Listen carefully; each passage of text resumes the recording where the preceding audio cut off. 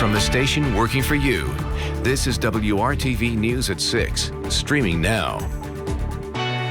Happening now, a meeting on ways to move forward with the settlement of Afghan refugees currently in Indiana. Thank you so much for joining us tonight. I'm Amber Grigley. Well, this meeting is happening at the Islamic Center in Plainfield. Leaders from the local Muslim communities are meeting with officials from the Department of Homeland Security and the National Guard. The goal of the meeting is to establish collaborative relationships between the federal and state government and the Muslim community to help with the settlement of the refugees at Camp Atterbury. We want to make sure our communication is open with DHS simply because, obviously they are at the forefront of this operation, but there are many needs that these folks have, which sometimes they know, sometimes they may not. And our role is here to help them to understand those needs better and to assist with fulfilling those needs. Now, this was the first of several planned meetings on this issue. There are currently 7,000 refugees from Afghanistan at Camp Atterbury.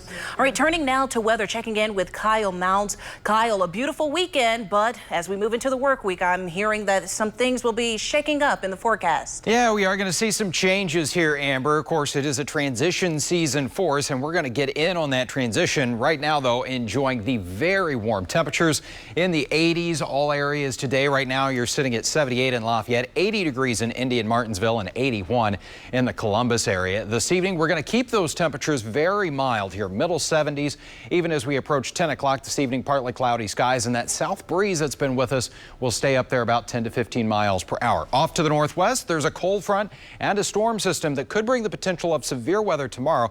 We'll check out that hour by hour in just a few minutes. All right, thanks, Kyle, for the weather update. Investigators now say a security incident on a flight from Indy to New York City was the result of a misunderstanding. As we first reported yesterday, American Eagle Flight 4817 had to make an emergency landing on the runway at LaGuardia Airport after passengers reported suspicious behavior from another passenger. The man allegedly said something about having a bomb.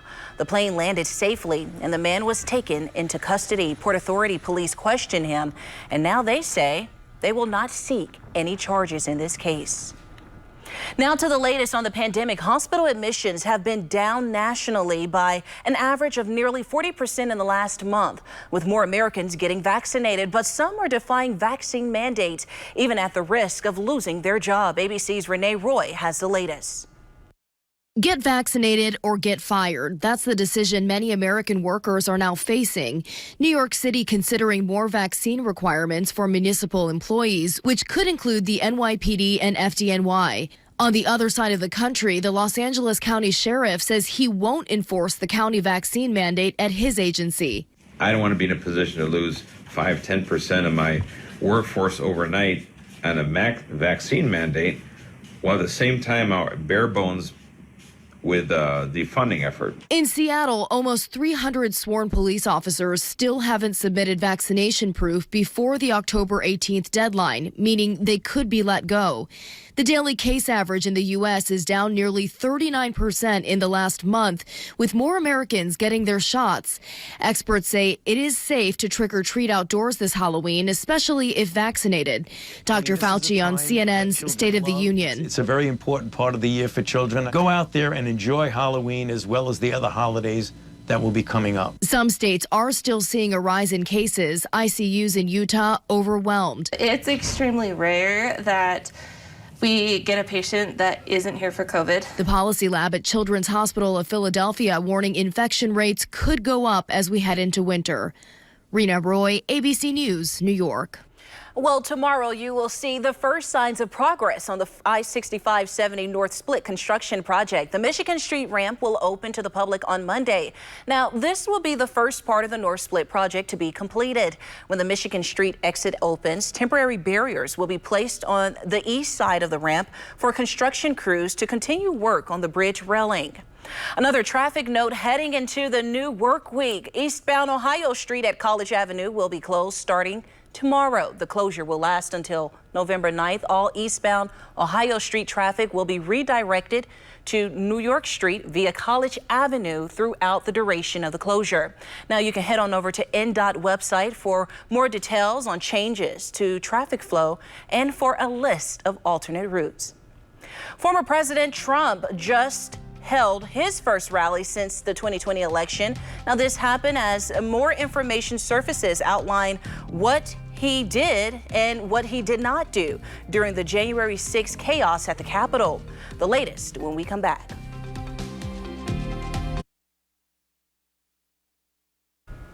Welcome back. Tonight, we're learning more about former President Donald Trump's actions ahead of the January 6th insurrection. ABC News' Alex Perchet has the latest. Saturday night, former President Donald Trump held his first Iowa rally since the 2020 election as a House committee investigation intensifies into his administration's handling of the January 6th riot. President Biden ordered the National Archives to turn over to Congress a batch of confidential documents related to what Trump and his top aides and members of his family were doing the day of the siege. He believes it to be of the utmost importance for both Congress and the American people to have a complete understanding of the events of that day to prevent them from happening again. Former White House advisor Steve Bannon defying the subpoena, his lawyer releasing a statement saying Trump's lawyers told him not to cooperate, adding we must accept his direction and honor his invocation of executive privilege. In the past, Democrat and Republican presidents have resisted turning over such documents, citing that executive privilege, the right of a president to get confidential advice. But White House officials say President Biden has determined that an assertion of executive privilege is not in the best interest of the United States. In reporting for his upcoming book, Betrayal, the Final Act of the Trump Show, ABC News' John Carl spoke with several people who were in contact with Trump that day. They told him Trump was watching TV during the riot and that he liked what he saw, boasting about the size of the crowd before reluctantly agreeing to release a video encouraging his supporters to go home. The former president now vowing a fight in court, calling the investigation fake and declaring the Democrats are drunk on power. But this dangerous assault on our Constitution and important legal precedent will not work. Alex Perchet, ABC News, Washington. Well, the history of Indianapolis may become more clear to you if you pick up a brand new book that takes you back in time through pictures. Ashley Petrie has written several books about her hometown. The latest one includes centuries worth of pictures and photographs, some of which you probably haven't seen before. It's called Indianapolis, an illustrated timeline. Petrie says it focuses primarily on the last 200 years since this year officially marks the city's bicentennial. But it also goes back to what the area looked like long before anyone was here. One of the reasons that Indiana has such amazing limestone deposits is because we used to be the bottom of the sea. And over millions of years, those deposits were formed. And then eventually the seas receded a little bit and we became dry land. And then, of course, we had a couple of ice ages where glaciers came down from the north and flattened the land out and made it perfect for farming. So all of those sort of geological events that took place before anyone lived here still shape the way we live here today. Petrie says this is a timeline book, so it's not a comprehensive history of Indianapolis. But she says she wanted to do her best to include as many of the city's biggest moments as possible. There's so much I did have to leave out, but I tried to choose the moments that really were fundamental to the history and character of the city. And it was also really important to me to feature a diverse group of people and tell their stories. So all the different ethnic communities that we have here in Indianapolis, various immigrant communities, I really wanted to highlight how all of those different types of people contributed to the city. Well, Indianapolis, an illustrated timeline is out now. Kyle. All right, here's something we haven't had to talk about for a little while, the threat of severe weather as we get into our Monday afternoon and evening. You can see the shade of yellow covering much of central Indiana here, that slight risk or a level 2 out of 5 that some scattered thunderstorms tomorrow could be on the severe side. We do expect with time that line would weaken a little bit, but still that marginal threat across the eastern and southeastern third of the state. And primarily what we're going to be watching for some gusty winds, could have a little bit of hail in there, and also can't entirely rule out an isolated tornado. So something we'll be watching, and we may actually see a couple rounds of thunderstorms for some communities. As we check out TrueCast here, 3:30 tomorrow afternoon, you can see some of those thunderstorms right along the Illinois-Indiana state line, and then they will progress east from there by about 7 o'clock tomorrow evening. So roughly a little more than 24 hours from now, we'll be dealing with fairly widespread rain and some of those thunderstorms that could be on the strong side here. We'll continue into the evening hours, but I think most of the activity should be out of here as we get around midnight or shortly thereafter. Things will calm down and then things will change a little bit in the temperature department. But make sure you got the Storm Shield app loaded up here on your mobile device. Automatically, you will get alerts for your notification if any watches or warnings are issued tomorrow. Also, I think we could have some locally heavy rain out of that system, but with the speed of those thunderstorms should minimize the flooding threat for us. It's been a beautiful weekend, though. Hopefully you got out there and enjoyed it. Temperatures right now still sitting around 80 degrees, courtesy of that south breeze around 15 miles per hour. It stays breezy tonight, and that's going to hold our overnight temperatures in the mid to upper 60s here. 67 for you in Danville, Kokomo at 66. Our average high is in the upper 60s. Monday temperatures, one more day where we will get them into the 80s here. We're going to see quite a few clouds through the day. Still that south breeze 10 to 20 miles per hour with an evening chance for showers and thunderstorms. And we'll occasionally have those gusts that could get between 30 and 40 miles per hour through the day tomorrow. So just kind of be prepared for that. Our high temperatures that will make their way into the 80s on Monday fall a little bit here on Tuesday at 75 behind that weather system, but I think that is still going to be above average for this time of year. We're going to keep it mild for much of the week ahead. Another chance for some wet weather coming our way Thursday and Friday, and then next weekend there is some cool fall air with highs only in the 60s. We'll be right back here on the news at 6.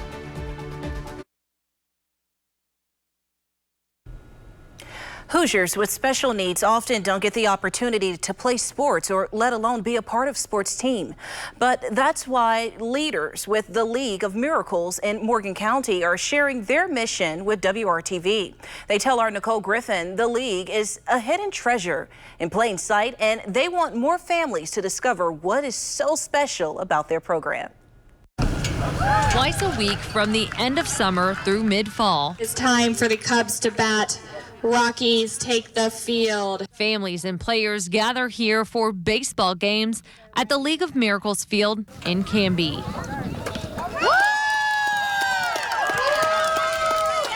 There it is, Bentley. Great job. As soon as he stepped out on the field, it was smiles from ear to ear. You know, it was one of those things where you just, if you could capture it in a photo, it would be, you know, cherished for life. Ryan Daniels' 5-year-old son Bentley is a part of the league. Like most little boys, Ryan says Bentley has a lot of energy. Feet touch the ground, he's gone.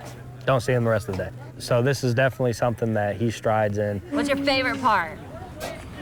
Batting. Why is batting your favorite? I don't know. He'd say we hit dingers, huh? But Ryan says the reality is he didn't know if he'd ever see Bentley out on the field. When he was 2, he was diagnosed with a tumor in his brain.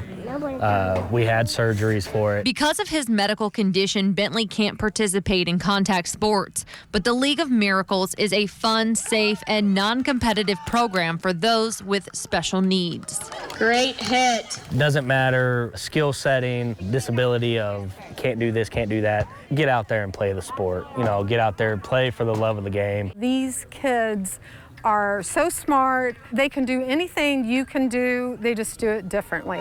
On game day, you can find board member and volunteer Rebecca Cinders behind home plate and her husband on the pitcher's mound. Kyron is coming home. He cannot be stopped. We just have a great time, and my husband and I say there's nothing we would rather spend our time doing. And you come out and you're in a bad mood before you get here because of what happened during the day, and when you leave, you're in a good mood. Since 2012, children in kindergarten through 8th grade have been playing for League of Miracles. Player Sadie Kilgore has a traumatic brain injury and a learning disability. Her mom tells me she's always been a great athlete. And she really kind of just blossoms out here because she loves all the people. She knows them by name. They know her. They care about her, and she feels it. Even if I have a disability, I can be myself and actually play what I want to play and do what I like to do. But now at 22 years old, Kilgore has aged out of the youth league. Because players like her still want to take part, League of Miracles added a league for those in 9th grade and older.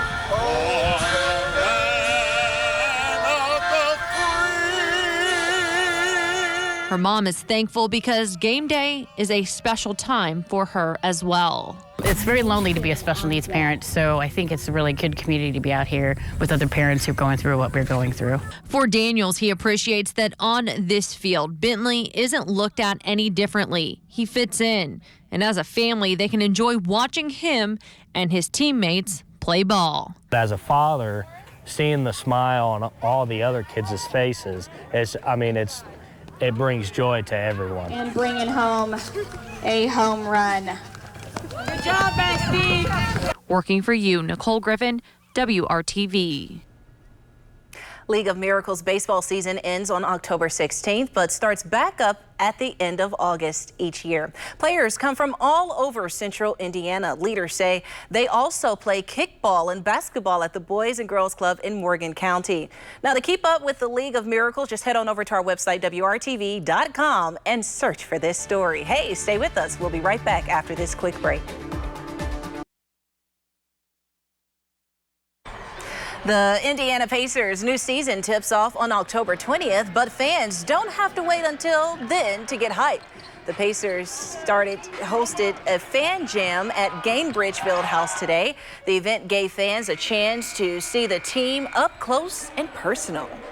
Well, I enjoy watching the players play, and I'm hoping that the Pacers are going to make it to the playoffs and win us a world championship. The first 5,000 fans in attendance received a free Pacers t-shirt. The day included appearances by the Pacemates, Boomer, and the Power Pack, plus the annual Pacers Rookie Talent Show. Well, this year, because of safety protocols, no post-program autograph or photo session was held, but signed items were distributed through the crowd during the event. For the first time since the pandemic, the Indianapolis Children's Choir is back for a regular concert season. Now, we spoke to the choir's artistic director, Josh Peedy, who is excited to be back on the stage with his students.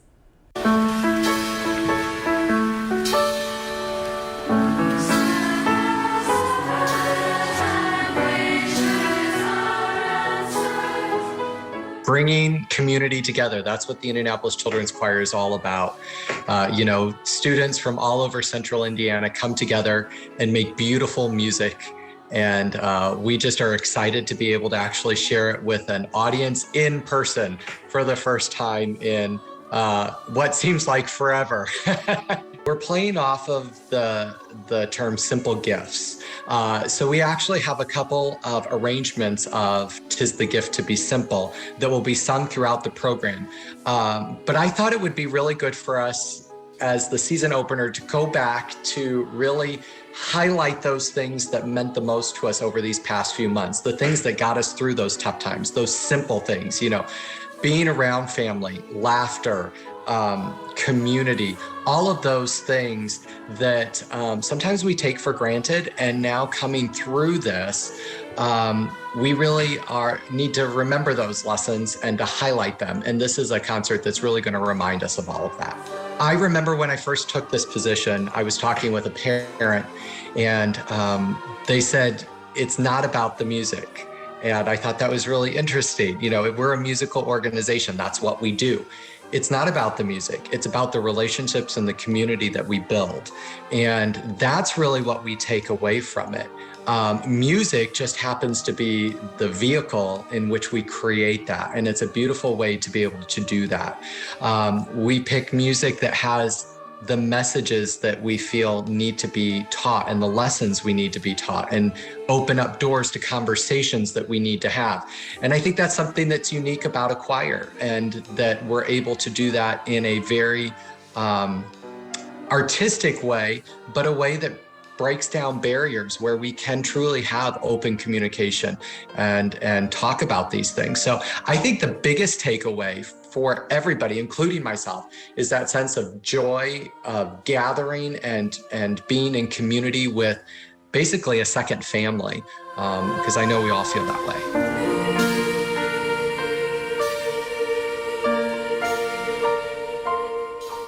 Our thanks to Josh Peedy for joining us. Tickets for the entire season are available online at their website, icchoir.com. Okay, one last look at weather before we head out.